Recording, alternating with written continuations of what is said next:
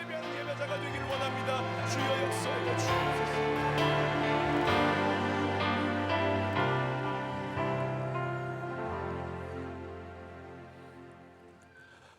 주실 은혜를 기대하며 다 같이 찬송가 524장을 힘차게 부르시겠습니다. 찬송가 524장입니다.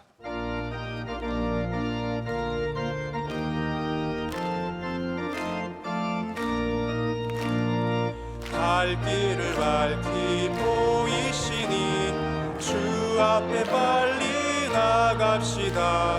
우리를 찾는 구주 예수 곧 오라시네. 죄악 벗은 우리 영혼은 기뻐 뛰며 주를 보겠네. 하늘에 계신 주 예수를 영원히 섬기리.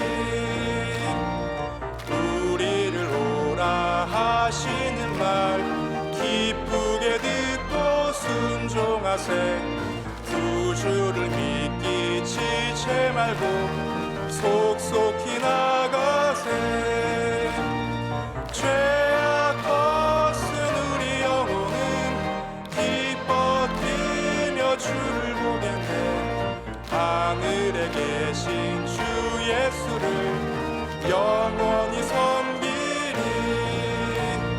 주 오늘 여기 계시오니 다 와서 주의 말씀 듣세. 듣기도 하며 생각하니 참 진리시로다. 죄악 벗은 우리 영혼은 기뻐 뛰며 주를 보겠네. 하늘에 계신 주 예수를 영원히 섬기리.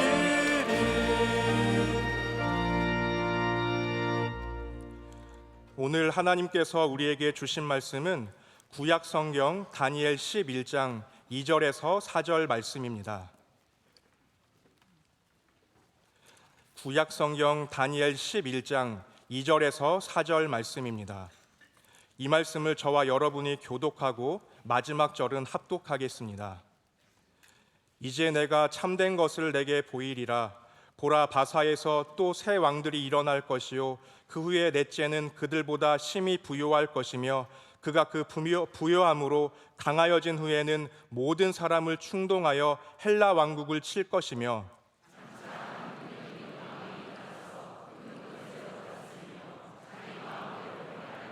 같이요. 그러나 그가 강성할 때에 그의 나라가 갈라져 천하 사망에 나누일 것이나 그의 자손에게로 돌아가지 아니할 것이요 또 자기가 주장하던 권세대로도 되지 아니하리니 이는 그 나라가 뽑혀서 그 외에 다른 사람들에게로 돌아갈 것임이라. 아멘. 특순 시간입니다. 먼저 제자학교 학생 및 교사와 교구 신방부에서 준비한 특순으로 이어서 교회 사랑하는 찬양대가 찬양으로 하나님께 영광 올려드리겠습니다.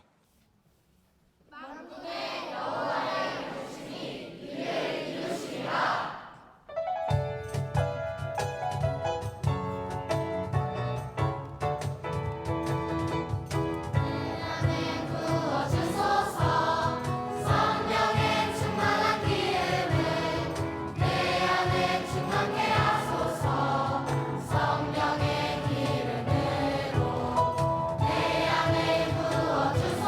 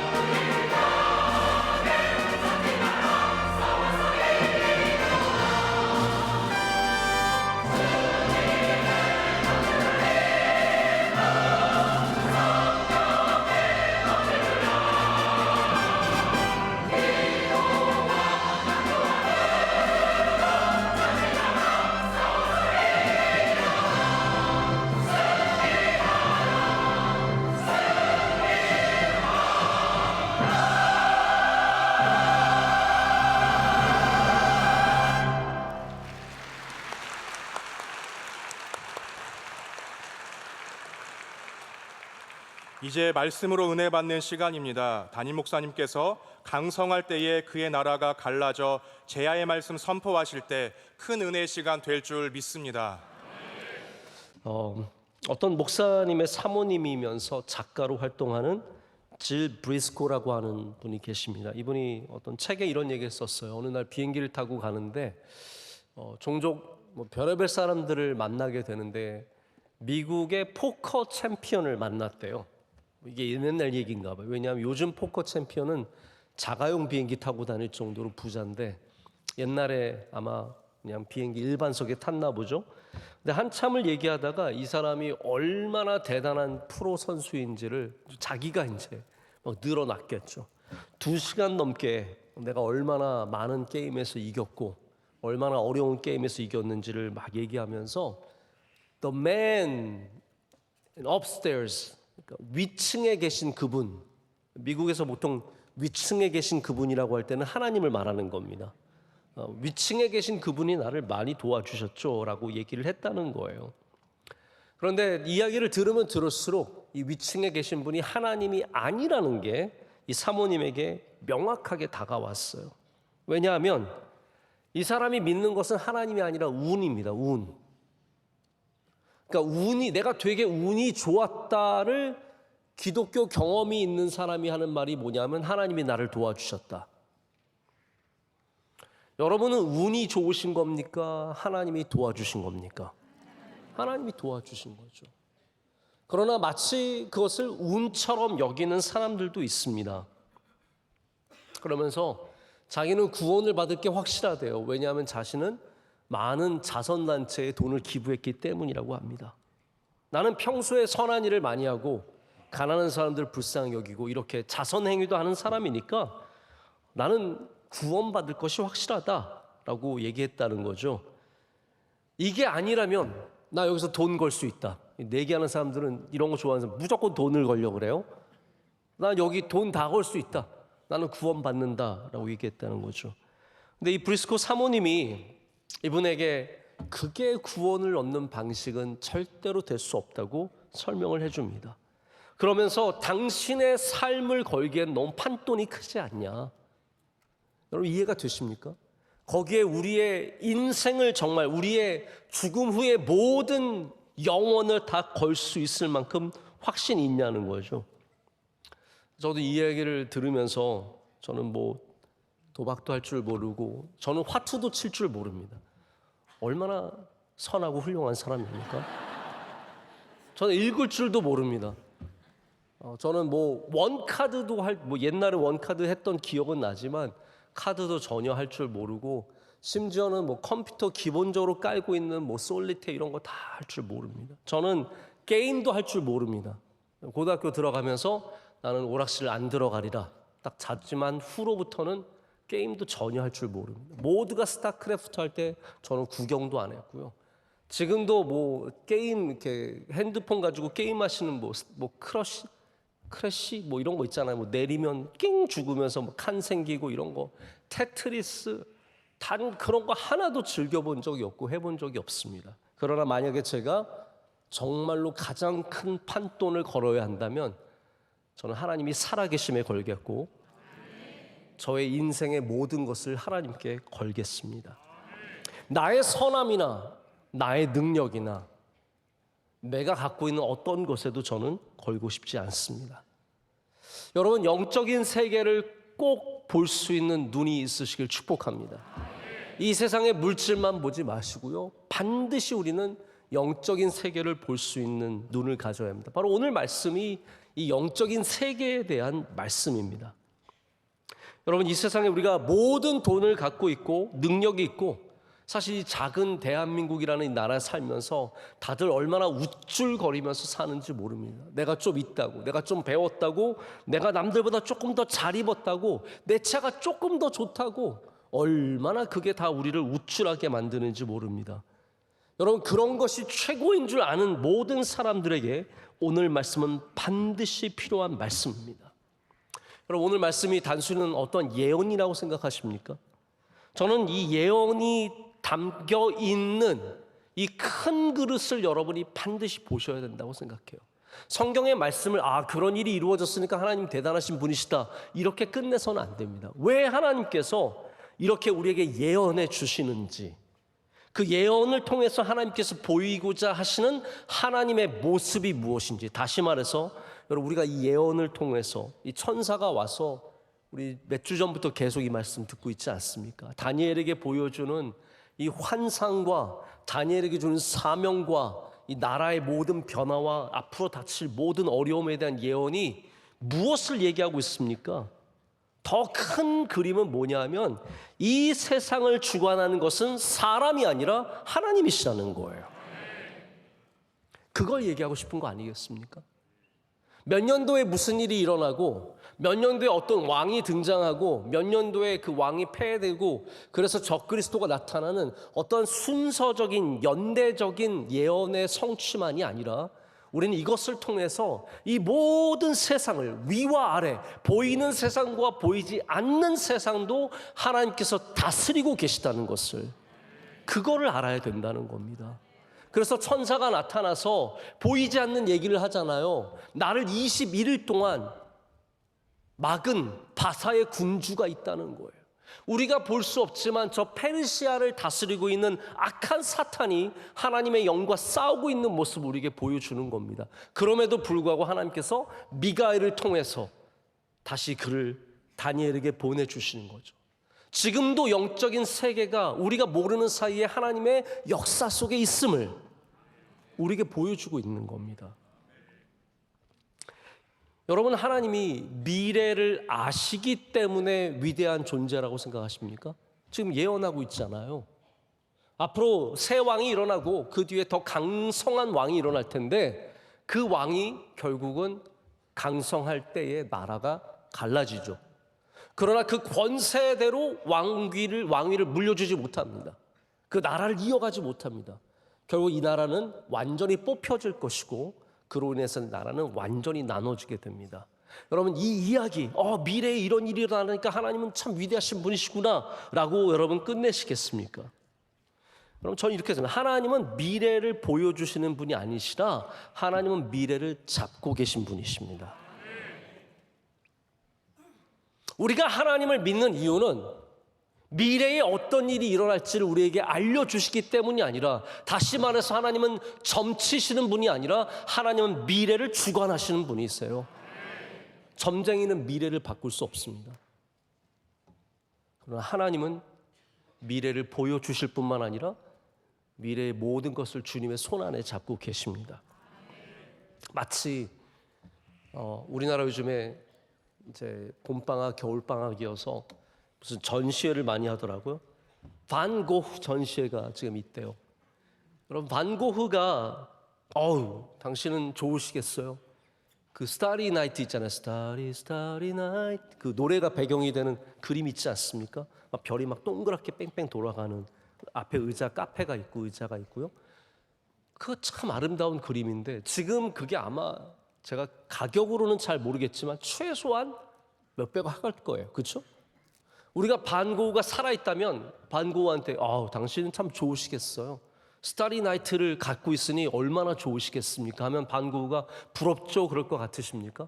반 고흐의 진짜 능력은 스타리 나이트를 갖고 있는 게 아니라 스타리 나이트 같은 작품을 아주 앞으로도 계속해서 만들어낼 수 있다는 것 아니겠습니까?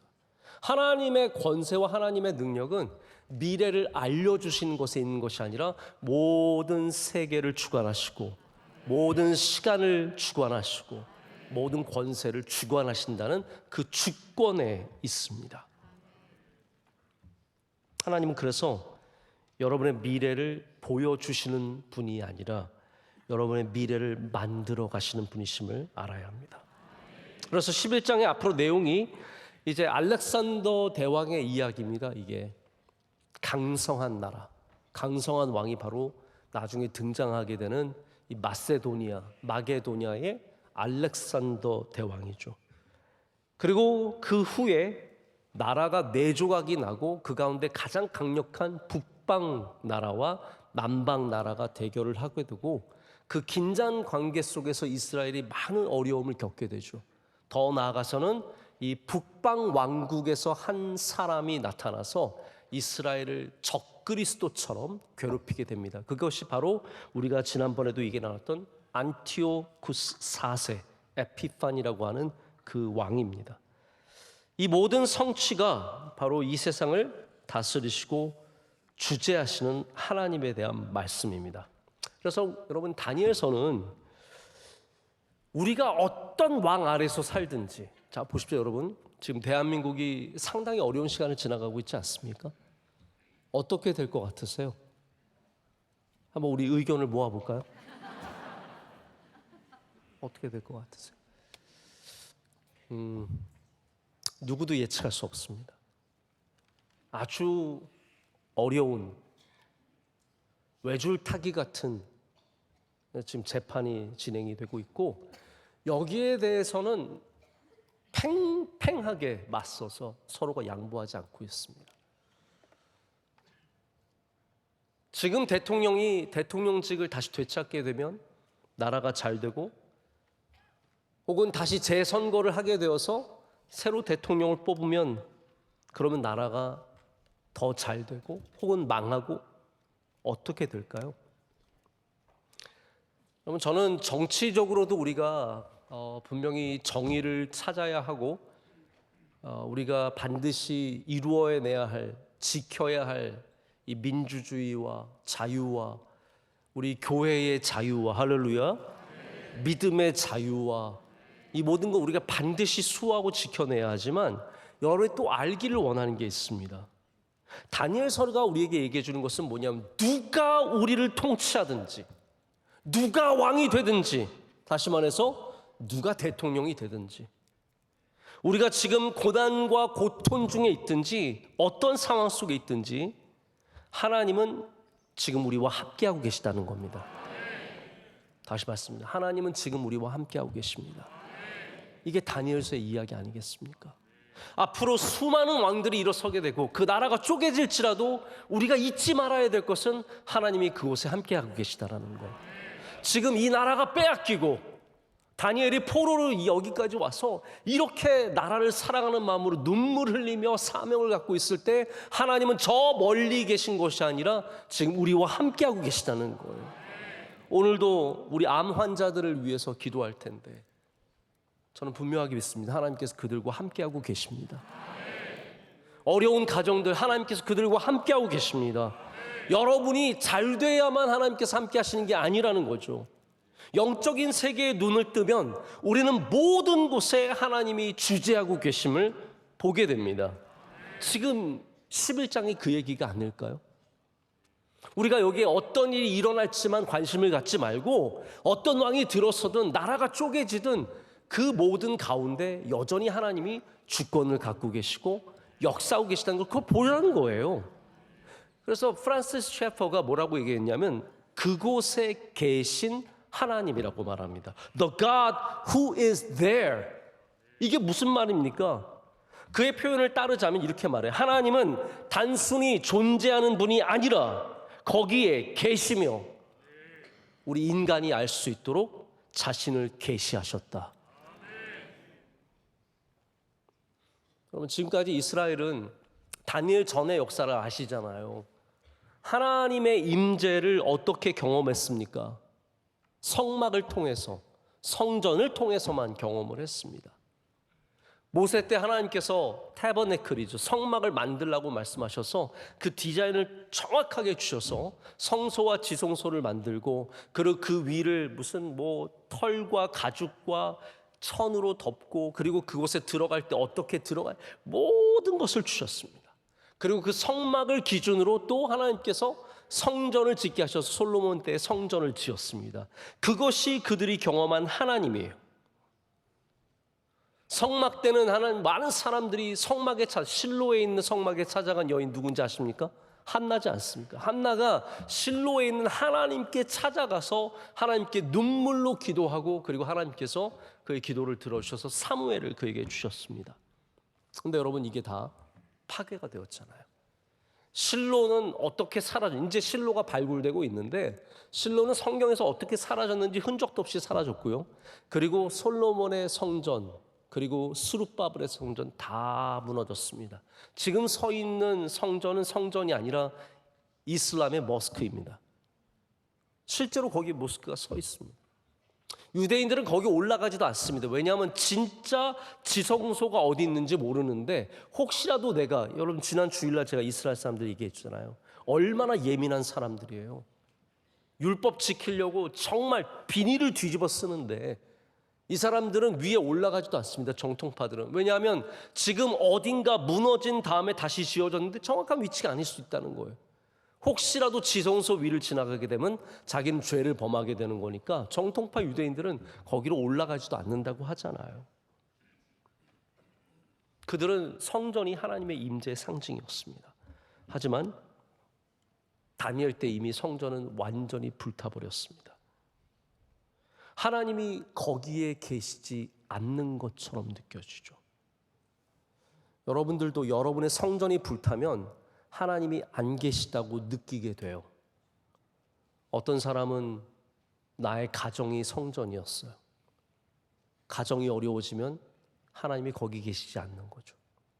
어떤 사람은 내가 직장에서 갖고 있는 지위가 나의 성전이었어요. 그게 불타버리면 하나님이 계시지 않게 되는 겁니다. 어떤 사람은 자기의 건강이 성전입니다. 건강을 잃어버리면 하나님이 no longer there, 거기에 계시지 않는 거예요. 여러분, 이러한 다니엘의 시대에 하나님께서는 오늘 이 예언과 이 말씀과 천사의 등장을 통해서 하나님이 지금 거기에 계심을, 할렐루야, 바로 그곳에 계심을 우리에게 말씀해 주시는 겁니다.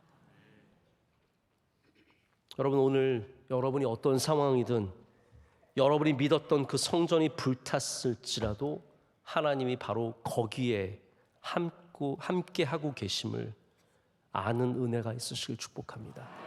바로 거기에, 바로 여러분의 삶의 자리에, 바벨론에, 바사에, 메대에, 앞으로 다가올 헬라에, 그 이후에 로마에, 영국에, 미국에, 우리 대한민국에 하나님께서 함께 하시는 줄로 믿습니다. 제가 오늘 2절의 내용까지 자세하게 설명을 드리진 않겠습니다. 우리 영원한 나라와 영원한 힘은 없다는 것은 이미 역사가 우리에게 증명해 주고 있습니다. 우리 대한민국이 영원할까요? 영원하면 참 좋겠지만 우리는 모르는 겁니다. 하나님만이 영원하십니다. 이 나라의 권세와 이 세상의 권세와 이 세상의 나라와 대국들과 제국들과 어마어마한 힘과 무기들이 결국은 다 사라집니다. 우리나라는 하나였던 것 같지만 우리가 한 민족일 뿐이지 나라는 수없이 바뀌었습니다. 그렇지 않습니까?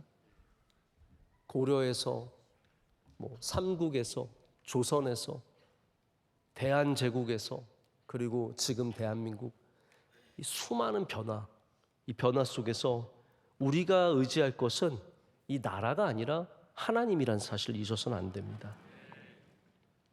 페르시아는 멸망하고 페르시아를 치는 헬라도 멸망할 것이며 그리고 그 헬라도 이 거대한 힘 마세도니아에 의해서 결국 무너지고 맙니다. 그래서 이 나라를 지배하는 능력 있는 왕이 3절에 등장하게 되죠. 이 능력 있는 왕은 제가 아까 말씀드린 것처럼 알렉산더입니다. 알렉산더 대왕. 우리 학생 여러분 알렉산더 알아요? 네. 알렉산드리아 하면 알까요? 알렉산데르 하면 혹시 알까요? 네. 네. 아마 중고등학생들은 다 알 텐데 알렉산더는 이 세상의 역사 속에서 가장 큰 나라를 가졌던 왕 중에 하나입니다. 아시겠어요? 대답만 하고 다시 땅 보고 있니 너희들은. 네. 알렉산더 같은 왕이 없었어요. 알렉산더는 아버지가 이루지 못했던 페르시아를 정복한 위대한 왕이었습니다. 하지만 지난번에도 말씀드렸던 거 좀 기억나시죠? 32살에 죽습니다. 여러분 32살이 얼마나 젊은 나이입니까? 그런데 20세부터 전 세계를 정복했기 때문에 그가 32살에 죽었어도 이미 그는 거대한 제국을 남기게 됩니다. 페르시아 원정길에 열사병으로 죽죠. 허무하게 종말합니다. 근데 오늘 말씀은 그걸 뭐라고 영적으로 얘기하냐면 그가 강성할 때에 그의 나라가 갈라져 천하 사방에 나누일 것이라.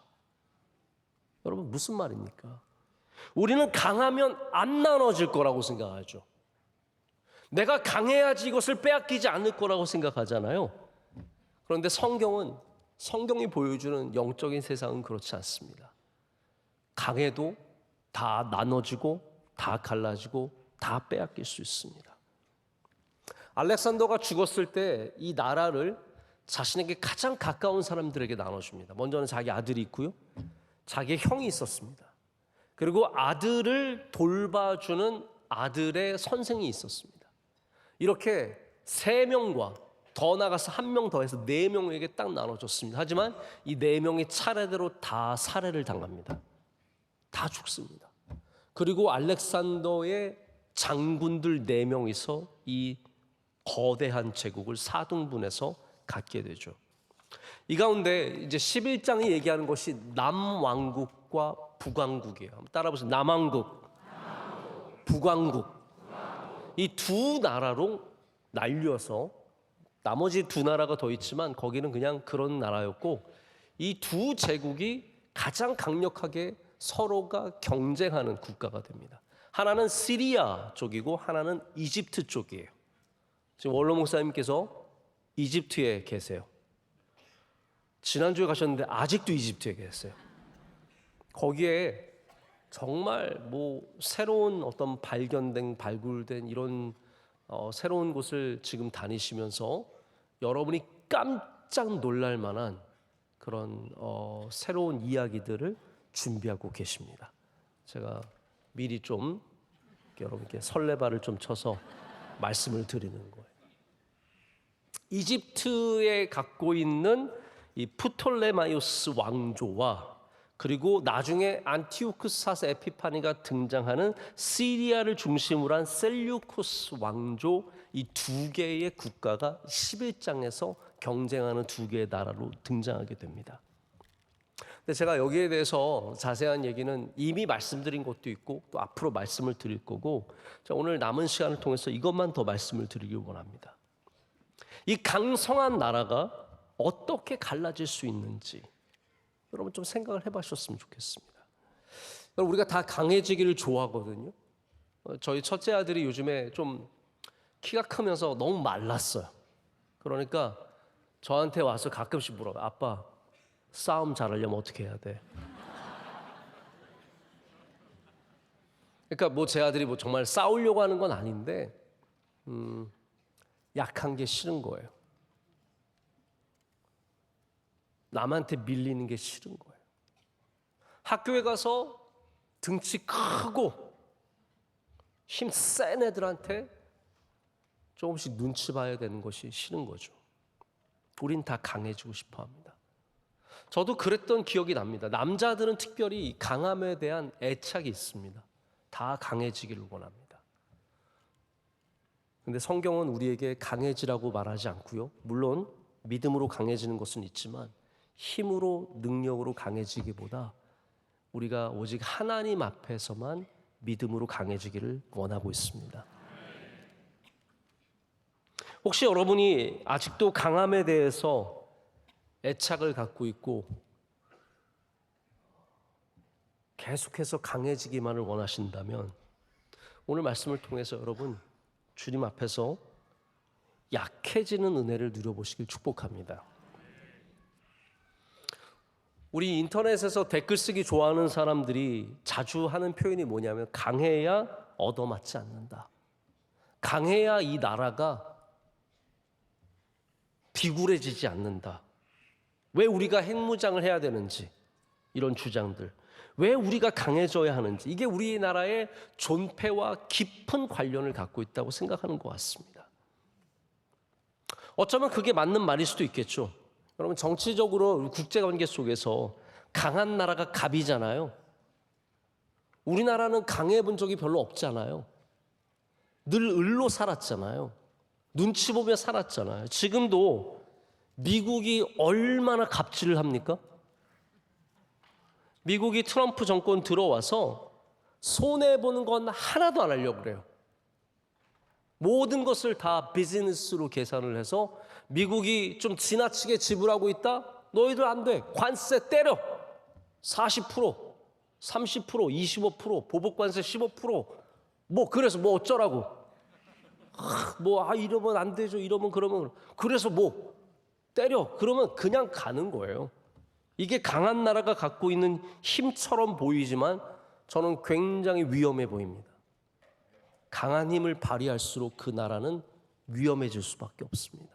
이게 성경적인 원리라고 저는 생각해요. 강한 힘을 쓸수록 그 인생은 위험해질 수밖에 없습니다. 어려울 때 자기 주먹을 휘두른다? 그건 이미 벌써 멸망의 길로 걸어가기 시작하는 겁니다.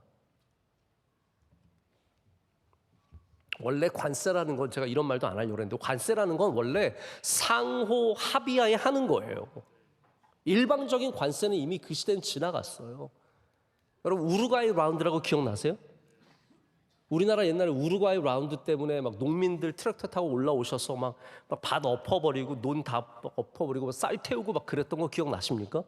그게 뭐예요? 결국은 우루과이 라운드가 시작한 게 뭐냐 하면 상호 협정 관세주의예요.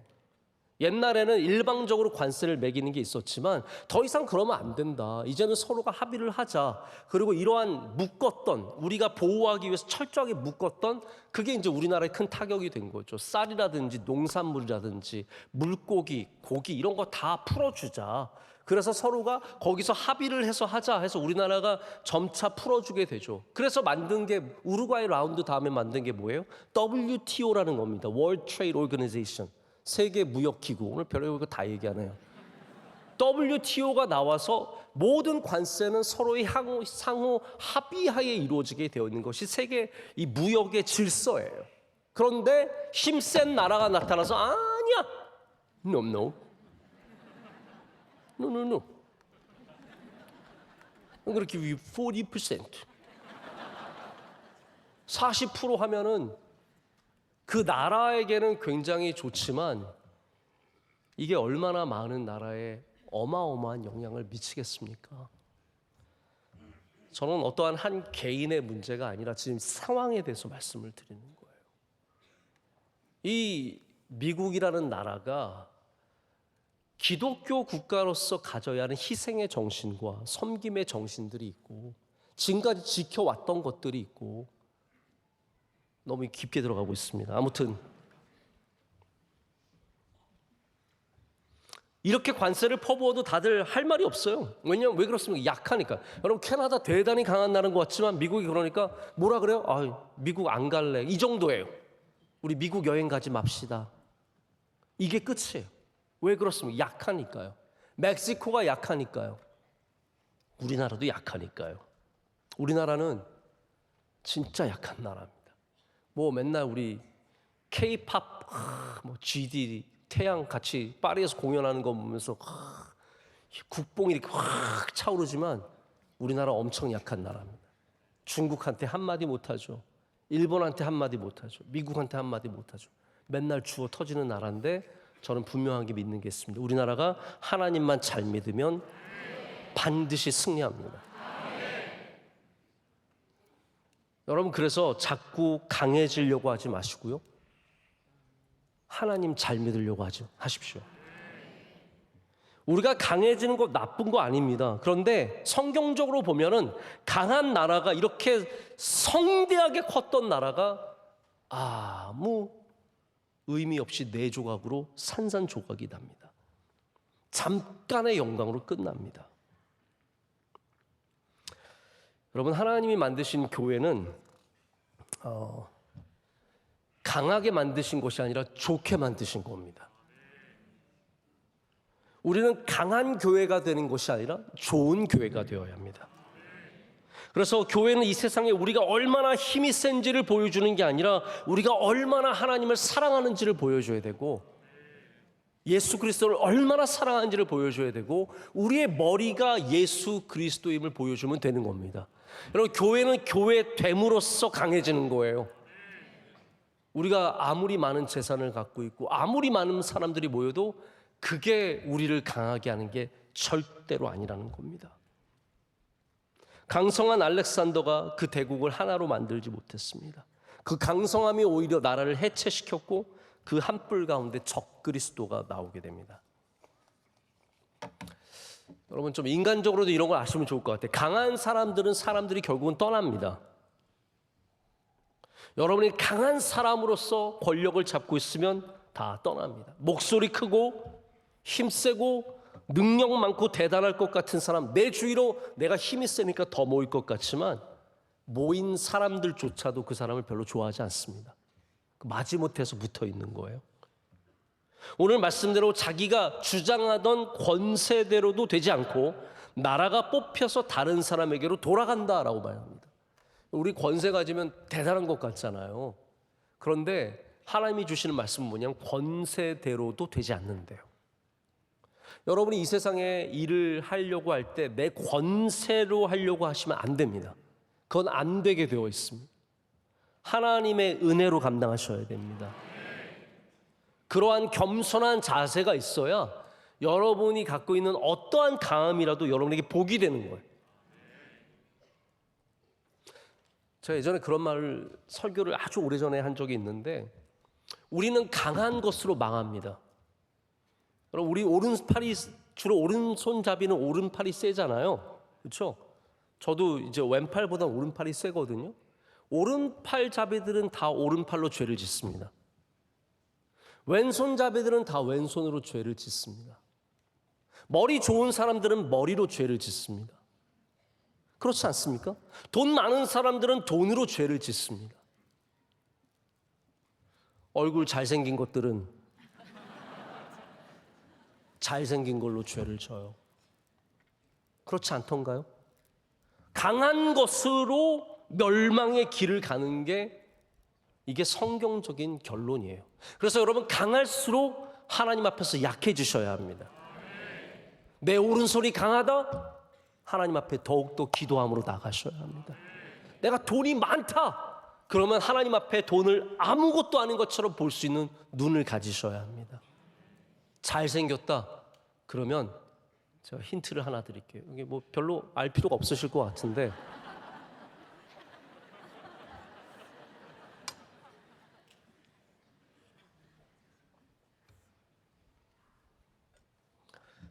잘생기셨으면 절대적으로 좋은 성품을 가지셔야 합니다. 우리의 겉으로 갖고 있는 모든 힘은 실제로 우리를 더 위험하게 만드는 것이기 때문입니다. 그래서 강한 힘으로 다스리면 다들 따라오는 것 같지만 그게 진정한 팔로우십이 아니더라고요. 저도 목회를 하면서 내가 강해지기보다 약할 때, 약해질 때 하나님의 영광이 더 많이 드러난다는 것을 많이 느낍니다. 저는 굉장히 약한 사람이에요. 모든 면에서 저는 중간 이하 정도라고 봐도 과언이 아닙니다. 그런데 제가 더 잘하고 더 훌륭하고 막 체력도 좋아서 다 감당하고 그래야만 하나님이 영광 받으시는 게 아니더라고요. 내가 약해도 하나님이 영광 받으십니다. 내가 부족해도 하나님은 영광 받으십니다. 하나님의 일을 하십니다. 왜냐하면 하나님의 열심히 이루시기 때문이거든요. 내가 세상 없이 똑똑하고 내가 세상 없이 건강해서 막 모든 걸 다 감당하고 사람들 다 알고 내가 행사 있는데 다 가서 막 다 칭찬해주고 다 만나주고 다 박수 쳐주고 그러지 않아도 하나님께서는 하나님의 일을 하십니다. 제가 힘이 없어서 못 갈 때도 있고 부족해서 못 만날 때도 있고 어려울 때도 있지만 약하다고 하나님께서 목회를 못하게 하시지 않으시더라고요. 내가 죽을수록 내 생각과 내 의견과 내 가치가 죽을수록 주님의 뜻이 더 분명하게 나타날 때가 많습니다. 내가 하고 싶은 것을 할 때가 아니라 내가 하고 싶은 것을 포기할 때 하나님께서 더 크게 역사하시는 것을 많이 보게 됩니다. 사실 제가 제일 부러워하는 분들이 자기 하고 싶은 대로 목회하는 분들이에요. 가끔씩 이렇게 그러한 사이즈와 그러한 환경 속에서 목회하시는 분들이 있어요. 그러면 그분 보면서 야, 참 가끔씩 부러울 때가 있어요. 아, 저 목사님은 저렇게 맘대로 해도 되네. 참 부러울 때가 있습니다. 근데 제가 목회를 해보니까 제 맘대로 하지 못하는 게 은혜더라고요. 내가 하고 싶은 대로 하지 않는 것이 오히려 더 큰 은혜라는 것을 많이 느낍니다.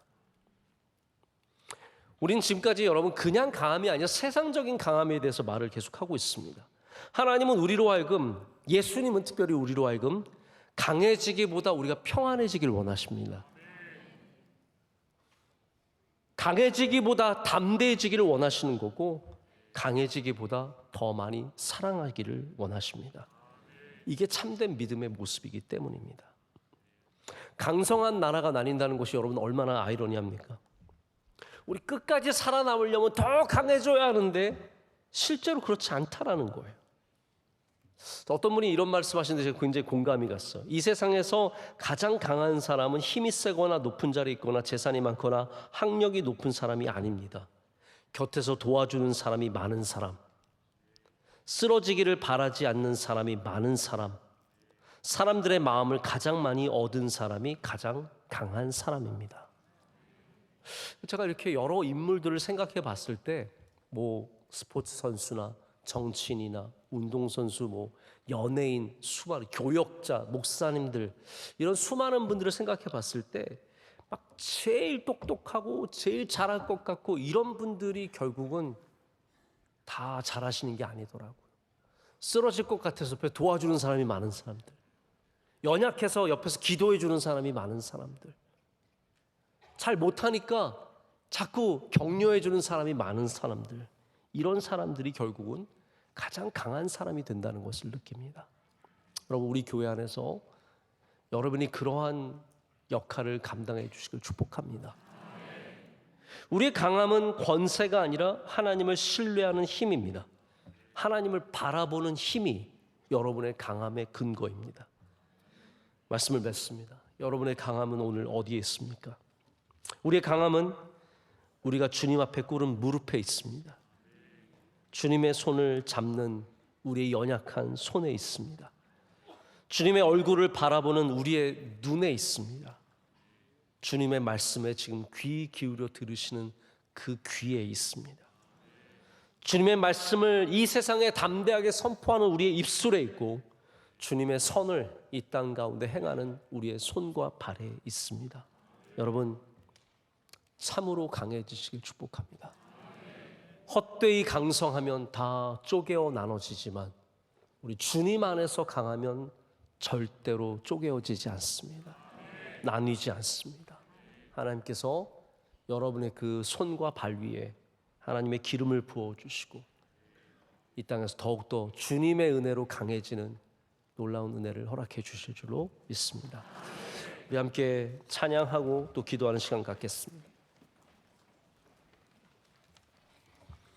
이 시간 찬양할 때 우리 두 손 들고 찬양합니다. 함께 부르겠습니다.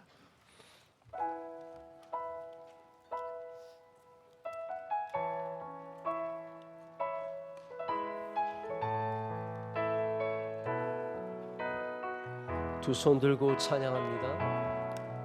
두 손 들고 찬양합니다. 다시 오실 왕 여호와께 오직 주만이 나를 다스리. 다시 한번 합니다. 두 손 들고 찬양합니다. 손 들고 찬양합니다. 다시 오실 왕 여호와께 오직 주만이 나를 다스리고 나 주님만을 섬기리. 나 주님만을 섬기리.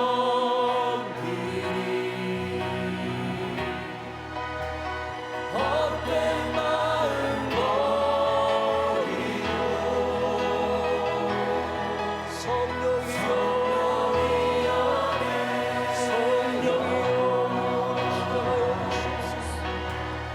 주만을 사랑하며 주님만을 섬기리. 그 손 들고 찬양하며 주님만을 섬기리. 헛된 마음 버리고 성령이 오시옵소서.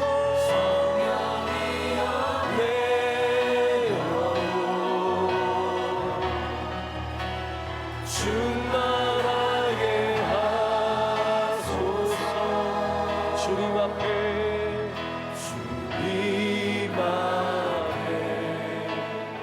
내 생명 드리리라. 이제는 우리 주 예수 그리스도의 크신 은혜와 하나님 아버지의 영원하신 사랑과 성령님의 함께하심과 임재하심이 주님의 일하심을 바라보며 이 보이지 않는 세계 속에서도 우리와 함께 하시는 주님을 바라보며 나아가는 주의 모든 사랑하신 성도들에게 이제로부터 영원토록 함께 하시기를 간절히 축원하옵나이다. 아멘.